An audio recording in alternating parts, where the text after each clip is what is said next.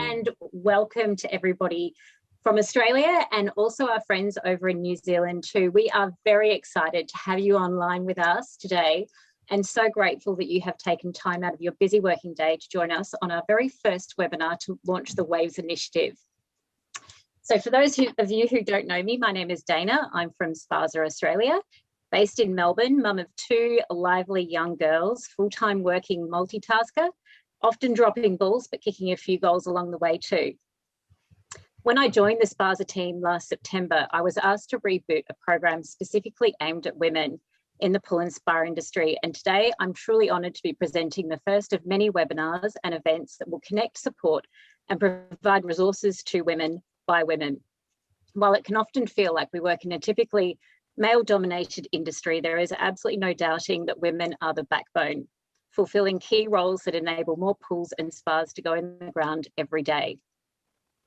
Our mantra is to share knowledge and resources so we can develop the female workforce and promote the increased presence of women in business and leadership roles within our awesome community. Now, before we get started and I introduce our guest speaker, I'm going to put a poll up so we can learn a little bit more about you. The success of this program will largely be driven by your engagement and involvement, so we can create and build something that is meaningful and useful for the industry. The more we understand you, the better program we can develop for you. So please take some time to check out these questions. For 2021, we're kicking off with the RISE program. RISE focuses on providing tools and resources around resilience, influence, success, and empowerment. Today, we are talking about Resilient, and we are very fortunate to have secured a person who has achieved many accomplishments that many of us could only dream about. I'm absolutely thrilled to have Chloe McCardel speaking with us today. Chloe is brand ambassador for Loclaw and is joining us today from their offices in Sydney. If you haven't heard of Chloe, she is a world record holding marathon ocean swimmer who has swum the longest non-stop ocean swim in history at a mind-boggling 124 kilometres. Last year, Chloe swum her 35th crossing of the English Channel, beating the men's world record of 34 channel crossings. This record-breaking channel crossing garnered 3,800 news articles, including 27 news segments across the world covered by major TV outlets in the UK like the BBC, ITV, Sky, The Times, The Telegraph, The Guardian and The Mail. Chloe uses her media coverage to shine a light on and advocate for women experiencing domestic violence during lockdowns across the world. During the COVID lockdowns, unfortunately, there has been a significant increase in the domestic violence. Late last year, the Australian Women's Weekly ran a 5-page spread about her swimming and domestic violence experience to support their push as part of a larger campaign to criminalise coercive control. She was also one of Marie Claire's 2020 Women of the Year. Chloe was acknowledged and celebrated by the New South Wales Australian Parliament last year for her advocacy work for women and sporting achievement and encouraged to keep on breaking records. Today, she will be talking to us about her world record swim journey and her personal experience of experiencing and overcoming domestic violence as she shares her touching message of hope and resilience. Chloe's going to be sharing her story with us for the next 30 minutes. And after that, we're going to have a 10-minute Q&A. We'd absolutely love to hear from you. So please pop any questions you have for Chloe in the chat box below, and we can read them out and share them with the group later. I can't wait to hear your story, Chloe, so over to you.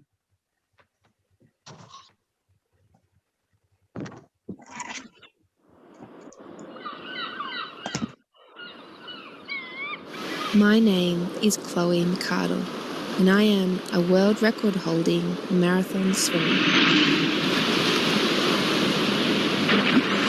Human beings are not designed to swim, let alone swim in freezing cold water. The English Channel is my spiritual home. It's my home, it's where I feel like my heart is, my destiny is, my future is.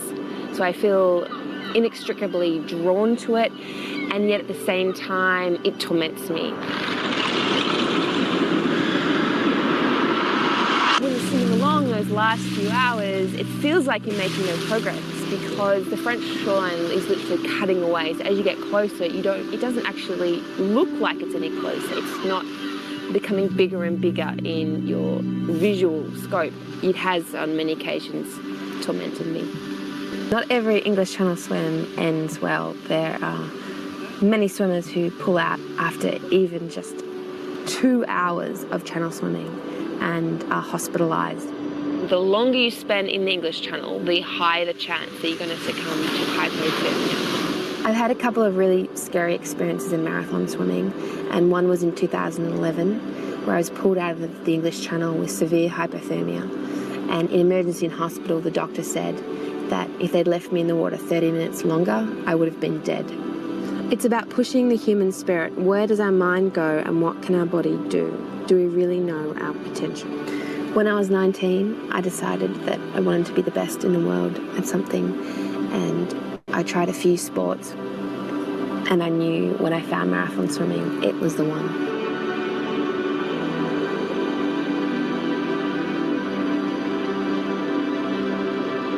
What really drives me is using my swimming as a platform to inspire people to push their own personal boundaries and achieve their dreams. My name is Chloe McCardel. Hi everyone, that's just a little clip to give you a quick synopsis of 12 years of my English Channel swimming experience, just to give you a bit of a taste tester of some of the stories I'm going to share with you today. It's such a privilege to be here. Thank you so much for that wonderful introduction, Dana. Thank you also we've got some support in the background running this show. Thank you so much for the admin from Spaza.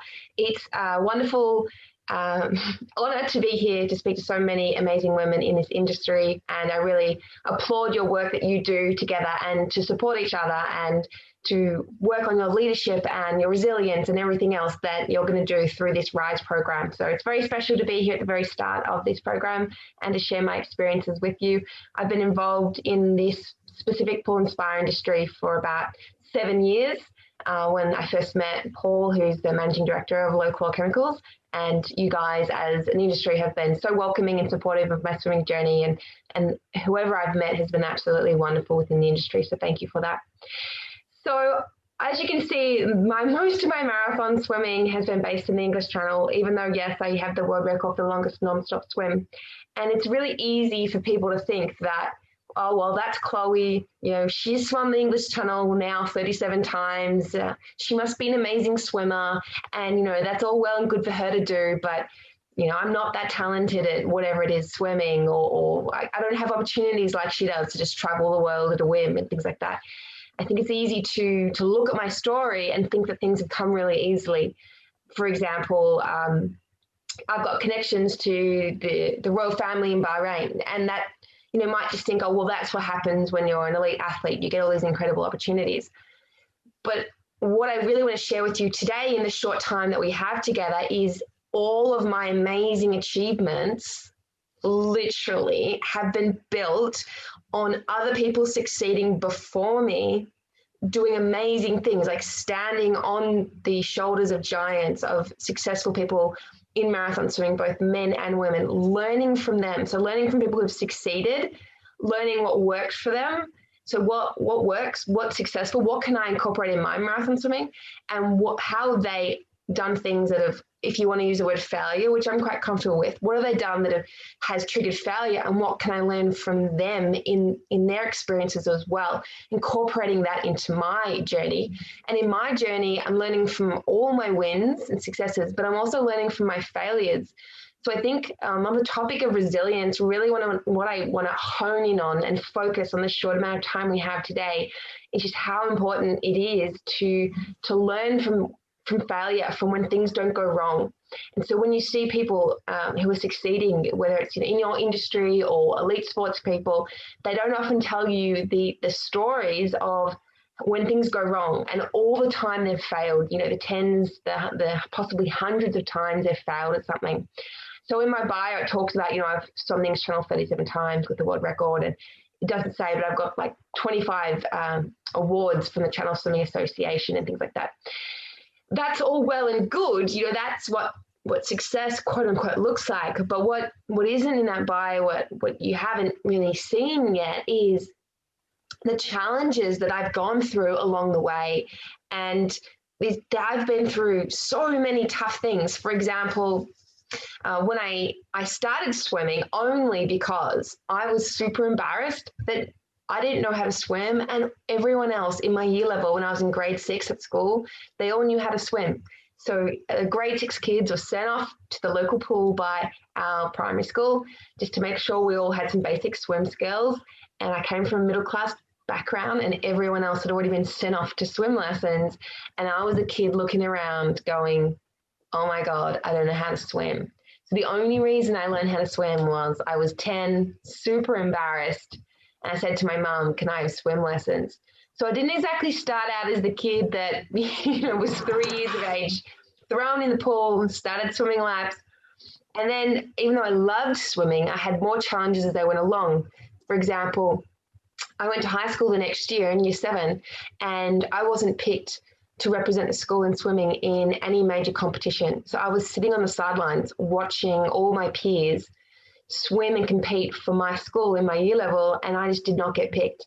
And it was that heartbreaking experience, even though I was super passionate about swimming and swimming 4 times a week, at that age, they'd just been swimming much longer.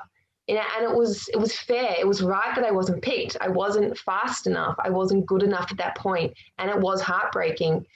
And it was then that I made a decision, well, I could just give up swimming because I'm years behind these other kids. But I just made a different decision. I said, okay, well, I'm not getting the result I want. And it's not, it's not because things are unfair. It's just because I haven't had the experience. I haven't had the time invested, and I need to work harder. I need to work for longer. I did more sessions. I got more advice from my coach about technique. I worked harder. And then by the next year, I was fastest in the school across all year levels. So between year 7 and year 12, they run a race once a year at that particular school that I went to, and I was the fastest freestyle, which was really good because there were some amazing swimmers at my school. So going into next few years of my competitive swimming, I really, as you can tell, I was a bit obsessed with swimming as a high schooler. I wanted to represent Australia at the Olympics, like every young junior athlete wants to do that is on that competitive swimming, on that journey. And I just didn't have the talent to get there. So I just want to share with you that I'm not that person who was amazingly talented and therefore became a world champion at swimming. I'm actually a person who is just above average at competitive swimming, but wasn't even so good at pool swimming that I wasn't even in the top 1,000 swimmers in Australia. So there's a competition where you can go to the Olympic trials, and from the trials they pick the Australian team, which usually has about 50 people in it, and I couldn't even make top 1,000. So I was like, oh my God, I'm completely demoralized by the age of 16. I've thrown 4 years of my life into swimming, and it looks like I'm not going to make the Olympics. So I gave my dreams up for a couple of years, and also my parents were like, "Got to focus on school." So when I got into university, I decided I wanted to be the best in the world at something, and you would have seen that in that clip.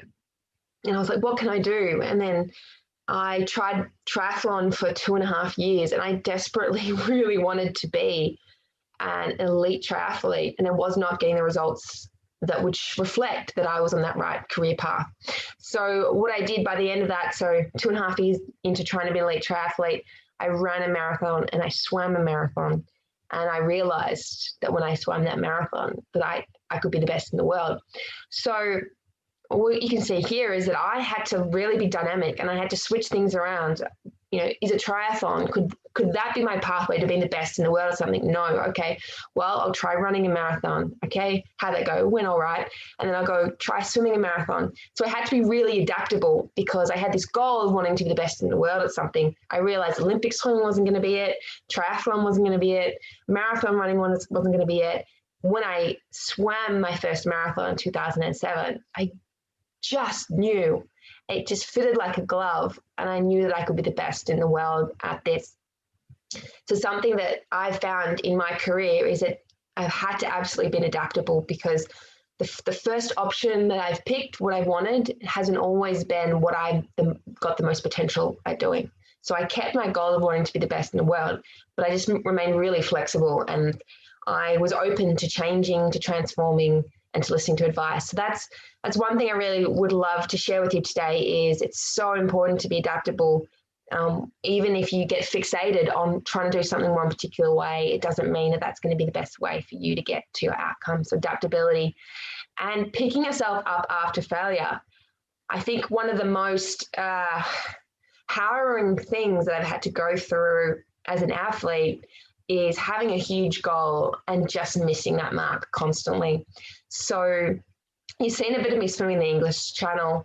And what I don't tell you about in detail is that in 2011, my second year of swimming the English Channel, I decided I wanted to, my third year of English Channel swimming, 2011, I decided I wanted to swim a triple non-stop crossing of the English Channel, which is kind of ridiculous. So one crossing of the English Channel, it's 34 kilometers non-stop. The water's freezing cold. It's about 15 Celsius. So that temperature is about Sydney Harbour in the middle of winter in August. So swimming non-stop. So one crossing is about 10 hours. So triple crossing, you're looking at least 3 times that time in the water and 3 times the distance of a single crossing. So 102 kilometres non-stop swimming. Huge waves out there. There's shipping lanes going in 2 directions, major shipping routes. It's actually a phenomenal task. So no one had achieved that since 1990, nearly 25 years before I decided I wanted to do it. And so in 2011, I'd already swum a double crossing in the English Channel, a single crossing in the English Channel, and I had 60 Minutes, the 9 network long-form documentary team. I had them over in England with me. Charles Woolley, who some of you remember, he's such a character, by the way. And so I had the production team, Charles there. They even had a helicopter actually for some of the footage, which I thought was really cool, now redundant by drones. And they had hired their own separate boat. And so they bought champagne and like literally they were going to have this like massive picnic on their boat. So they had their own boat. I had my boat because I swim next to a boat, and I got in, and the first crossing went really well. I turned around and the weather absolutely completely turned on me in the second crossing. And the 60 Minutes crew, they had it pretty tough. They were vomiting down the side of their boat. And they didn't get into any of the champagne or any of the good food. So they were having a bad day. I was having a worse day. I ended up swimming with one arm only. If you can imagine how ridiculous it would look for an elite swimmer to swimming in the English Channel with one arm. And then apparently, because I don't remember this, my hypothermia was so bad. I started swimming around in circles, and they realized they had to pull me out. They knew something was very wrong. They suspected I was hypothermic, and I just refused. I said, no, I'm not getting out. So I didn't really know what was going on, but in the back of my head, I knew that there was no way I was letting go of this goal. So and then my subconscious connection to finishing this triple crossing was so strong, it literally overrode my survival mechanism. I couldn't comprehend in my brain that continuing to swim, I'd be swimming myself into death. And so that's why in that video that you saw, it talks about if the doctors said to me, if they'd left me in the water 30 minutes longer, I would have been dead. So it was absolutely heartbreaking when I was pulled out of the swim. Not so much for me, because I had no idea what was going on. My hypothermia was so bad, but for my crew who had supported me, my own personal crew, my husband at that point had supported me for years towards this, and to see me in a near-death situation.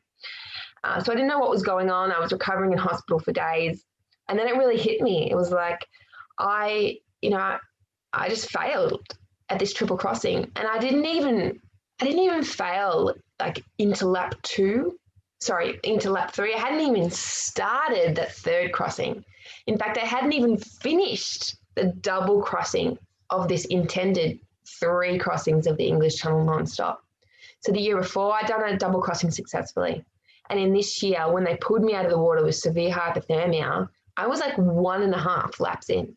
So for me, in distance, it was less than 50% of the total distance that I was telling everyone, like my family, my friends, my coaches, this national news network. I'm like, yep, I can do 3 laps nonstop, but they end up pulling me out near death 1.5 laps in. That was really hard, and it hit me really hard because I had this self-belief that I could make it, that I could do that. And there was definitely some soul searching after that. And I had some great support to help me through that. The most important thing I took from that experience is that if things are going wrong, I need to re-look at things and start changing things, because doing the same thing, doing the same preparation, the same training, approaching a potential triple crossing swim the same way in the future was probably going to get me the same result, which was near death, as we know now. And so I had to regroup, and that was tough. The next year I went back, 2012, had another go at the triple crossing. They pulled me out. This time I just got into lap 3. So I was 2 hours into the third lap. They pulled me out with what they suspected was severe hypothermia again, because I had all these classic symptoms. And by then I was like, I hit rock bottom. I'm like, I don't know if I can make it. I don't know if I've got the ability to do this. And I really started questioning myself. I took a couple of years off. I went off and swam in warm water swims. So I did that Bahamas world record, 124 kilometers nonstop, took me 48 hours. And that took me to 2014, the end of 2014.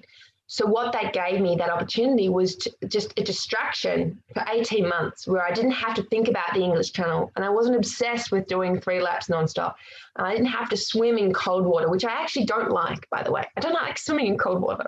And yet the English Channel is a cold water swim, and you have to do a lot of training in cold water to get ready for that, physiologically ready. And so I took some time off. And so for me, I realized that sometimes if you become so obsessed and so focused on one particular goal, it can wear you down. And sometimes it's better to actually just momentarily take some time out, have another focus, whether it's a different hobby or, for me, a different type of swim, a warm water swim or a cold water swim, and then regroup and then come back to your goal when you're ready. So what I end up doing is regrouping. And I really sincerely believed that I could achieve this triple crossing. So I came back, regrouped. I changed a few things. The main thing I changed actually in my third attempt to swim a triple non-stop crossing of the English Channel is that I ate and I ate and I ate. So if you can remember when you were young, when your parents were reading you that beautiful book about the hungry caterpillar and what it ate for 12 days, and then imagine you're that hungry caterpillar and you're basically eating 12 meals a day and dipping into all sorts of varied tastes, flavors, and experiences. That was basically me for 12 months. So I went from weighing about 65 kilos to eating my way, like the hungry caterpillar, up to 85 kilos. So I was 85 kilos when I attempted to swim the English Channel for the third time, wanting to do a triple crossing. So now that brings us to 2015. I changed, basically the main thing I changed is I ate more and I was fatter. So when I say, I was fatter, I literally mean that I wasn't stronger. I hadn't been going to the gym. I hadn't been doing weights. I literally was just fatter. And so that was what prepared me for a successful triple crossing of the English Channel. All along, what I needed was more body weight. So not weight as in strength. So I'm just looking for a PowerPoint moment. I actually needed to put on more fat and eat more. And I ate myself basically to triple crossing. So in 2015, I finally swam the English Channel 3 laps nonstop. And it took 36 hours, 12 minutes. And with the help of my amazing team and eating like a hungry caterpillar, I finally swam my triple crossing of the English Channel. And yeah, from there, as we talked about a little bit earlier, Dana introduced that I'm now very passionate about domestic violence and supporting the cause to support women who've experienced that and preventing more of that in the future, and really moving towards a world where free of domestic violence, which is a big call, but I just want to be part of the small part of a movement for that. And so that's a little bit about my story, and I'll throw it back to you, Dana, because I think there may be some questions from the group about my experiences or marathon swimming in general. Thank you so much, Chloe. Let me just find my video here. Just need to turn the video on.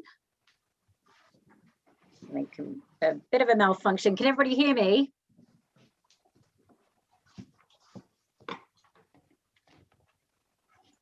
Hello, Chloe, we've lost you. Thank you so much for sharing your inspiring and super, super gutsy story of resilience, Chloe. It's what you have achieved is something that most people would just not even begin to even imagine. I've got a couple of questions in the chat box. If everybody can pop down their questions, now's your opportunity to have a chat with Chloe and to find out how she has really pushed herself beyond most people's limits. So Julie is asking, at what stage did you hit the brick wall and push through it? Do you mean physical or psychological, Julie? Hold on. Both.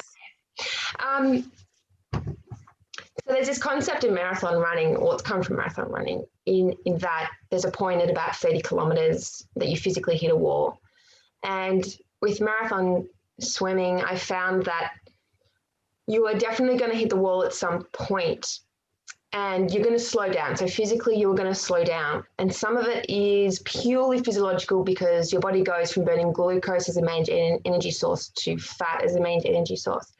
But also a lot of it is your brain, because when your body is going through a massive transition in energy exchange, like I'm talking about from glucose to fat, it actually affects your brain function. So I've experienced, and swimmers that I coach to swim the English Channel have experienced that your brain gets cranky. So if your brain is low on energy, it's upset about it, but it can't tell you. Your brain can't say, oh, by the way, here's a little note, I'm low on energy or I'm stressed. That's why I'm cranky.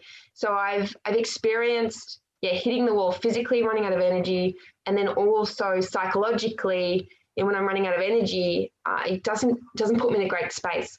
So what I like to do is have little tools and techniques to get me through mentally bad spots, because I find that swimming the English Channel, it's like a roller coaster. There are times where things are amazing and awesome. Like when the sun rises up after a long night, it's just like, the world's a magical place. Like the scene that I have behind me, which is San Francisco Bay, and you're just filled with wonder. And then these other points in this roller coaster where you're like, this is a horrible place and I'm stuck in the channel and I'm in so much pain and I don't want to be here. A huge roller coaster. So I found that I really need to interrupt the narrative, like my self-talk of what's going on in my brain when I hit the bottom of that roller coaster ride. And so what I do is I just reflect to myself and I go, okay, I am in a bit of pain, or it seems like I've got 10 hours left and it's going to take forever. I'm hating it. It's monotonous. So what I do is I reset. I talk to myself and go, okay, things aren't great. I understand that, but this is not going to last forever. So I think with the human brain, often when things are going bad, we tend to kind of catastrophize and think like, this is going to happen. This is going to keep happening forever, or this is the worst thing that's ever happened to me. But if you take your time and kind of look internally, you realize that there's always a limit on whatever is happening. It won't happen forever. And it is probably not the worst thing that you've ever experienced.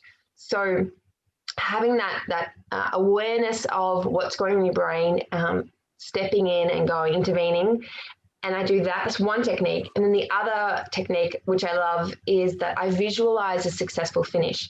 So if I'm, say, trying to swim a triple crossing in the English Channel, I literally take myself into my successful future and I visualize those last 10 strokes as I'm stroking into French shore.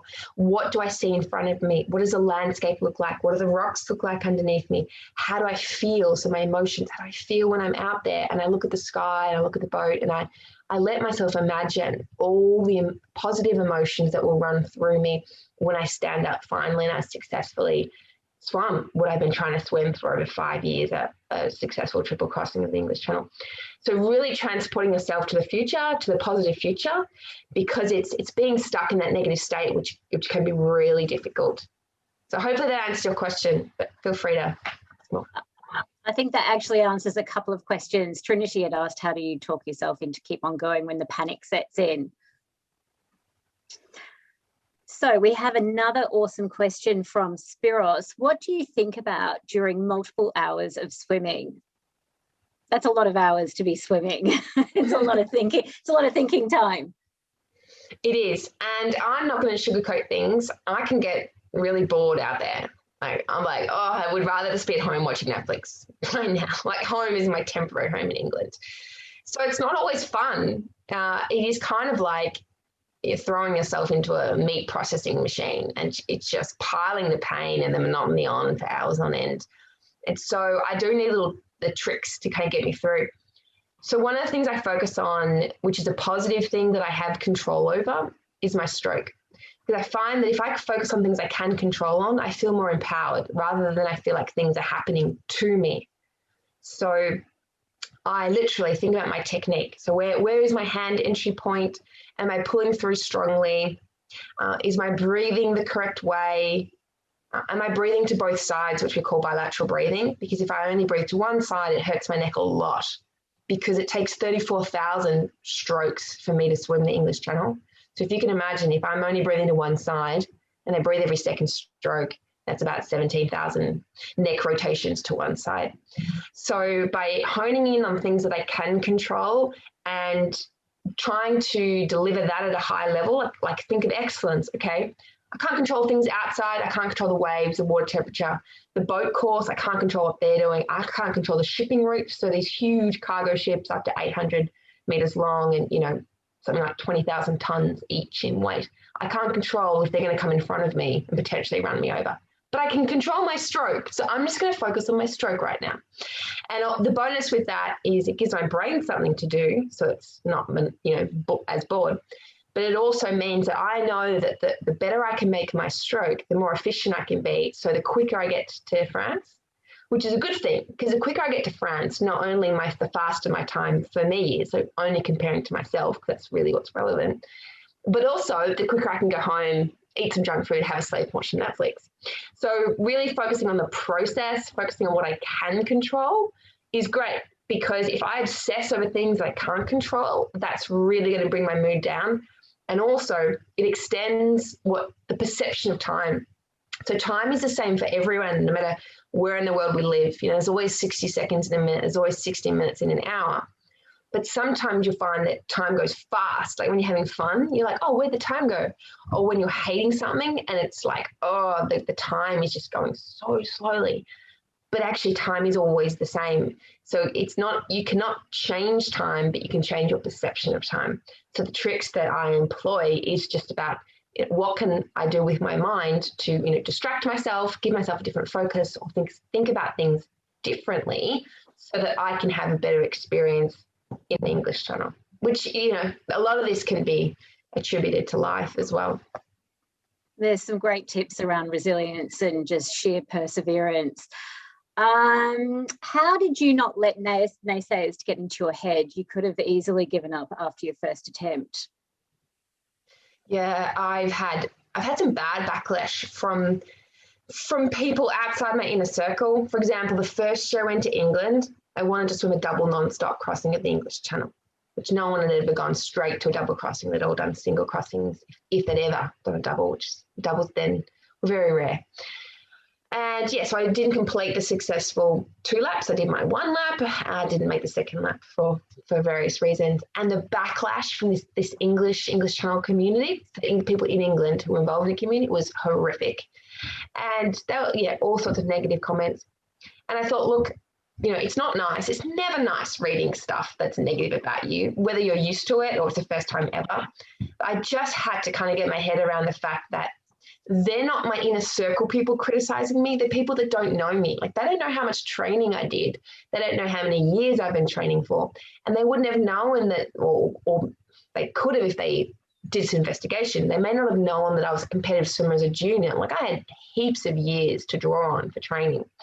And so kind of just had to come to the realization that to really listen to people in my inner circle. And if people are criticizing me outside my inner circle, well, that's their issue that they have. It's not my issue. And I just need to have a little bubble around me to separate the things that are my issue that I need to work on, because there are things that I've had to change and improve on, and not to worry about other people who try and make their issues my issues. Awesome. I've got a personal question to you. You've achieved so much in a very, very short space of time. What are your long-term goals? I mean, you've achieved so much. Where do you go from here? Yeah, that's a really interesting question because I actually thought that myself. So when I got that non-stop world record of 124 kilometers, I'm like, well, this is the world record. Where do I go from here? And then the next year, I fulfilled the triple crossing that I've been trying to do for 5 years. And I'm like, well, what more can I swim? What more can I achieve? And I wasn't actually that fulfilled because in my head, when I was younger, I was like, I'll achieve these big marathons. I'll be the best in the world. That's my dream. And then when I achieved it, I'm like, but things don't even feel that good. Like I was waiting for some epiphany or something, or just some amazing emotion to come over me. And I realized that it's all very good to swim records, but for me, it doesn't create enough meaning in my life to satisfy what I really want.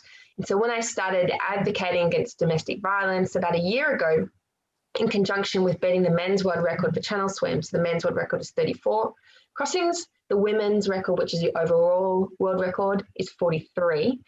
So when I started campaigning against domestic violence last year, I'm like, wow, it's really taken my swimming to a whole new level because my swimming now is just a vehicle to be able to share my message to campaign against domestic violence. So swimming for me now is like, it's more of a procedural thing. I do it.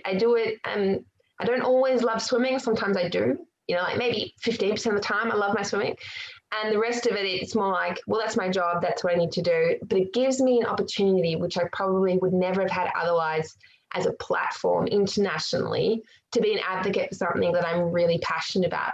So I'm finally kind of fulfilling what I originally wanted, which was to achieve something amazing. And I thought it was swimming originally, but now I realize it's something much more than that. So to kind of directly answer you, this year I'm planning to go to England, swim the English Channel 7 times, 7 single crossings, and then beat the overall world record, which is 43 crossings. So that would take me to 44 crossings. But just as importantly, if not more importantly, is to keep sharing this message. And so I am a little bit flustered today, and I do apologize for that. That is because literally when this call finishes, I'm going straight to Parliament because I'm a witness in the New South Wales Joint Select Committee on Coercive Control. And they've called me up. So I'm speaking in front of 10 ministers of Parliament. Sorry. And so yeah, I will be leaving the venue straight after we finish here. So this is my new world now, is balancing my swimming and advocacy and also speaking and being an ambassador and a keynote speaker and connecting with communities like I am right now with you all. Fantastic. Have we got time for one more question before you shoot off to Parliament? Yeah, so I've got to 1:45. So if you need me.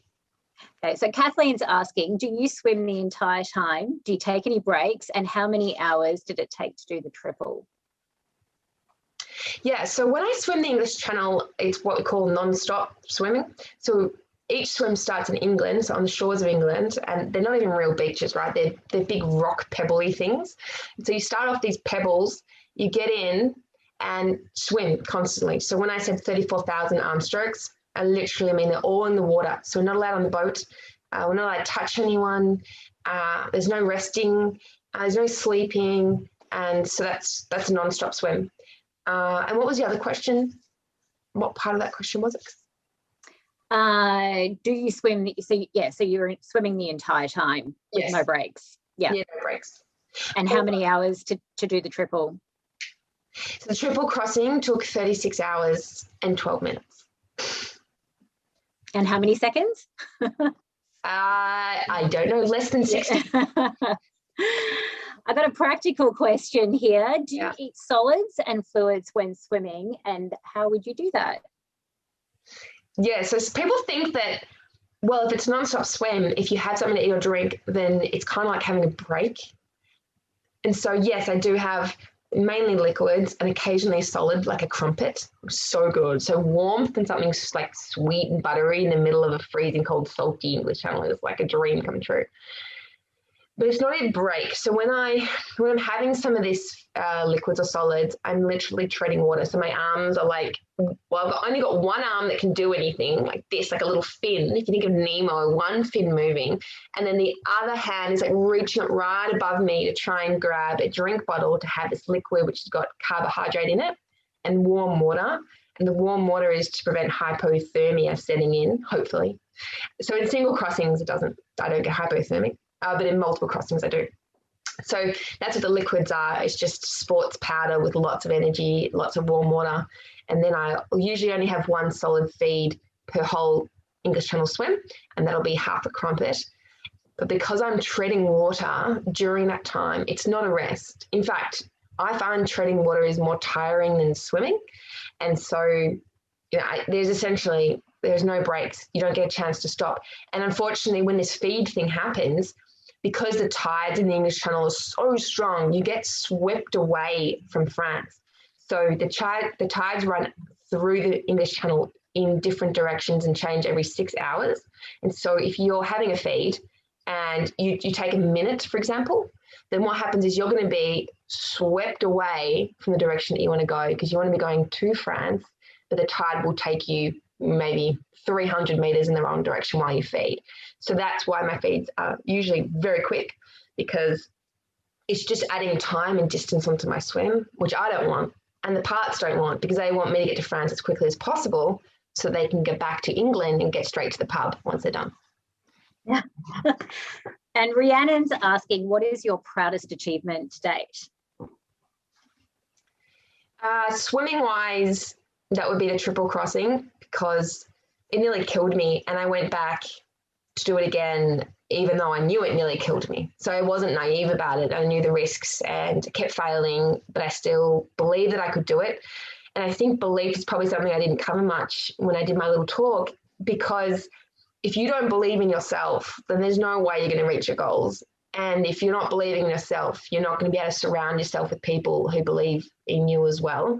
And so because I had this really strong sense of belief around me, I was able to pick myself up, reset, and be kind to myself, because I think sometimes people whip themselves when they don't achieve their goals, and they're like, oh, well, it just proves I wasn't good enough, or it just proves I don't have the ability, or I don't have the talent, and all that. And I think you need to be kind to yourself if you're not reaching your goals. If you are putting in a massive effort, you're not reaching your goals, rather than, unfortunately, like some people do, getting into that really negative state and like putting a lot of blame and pressure on yourself.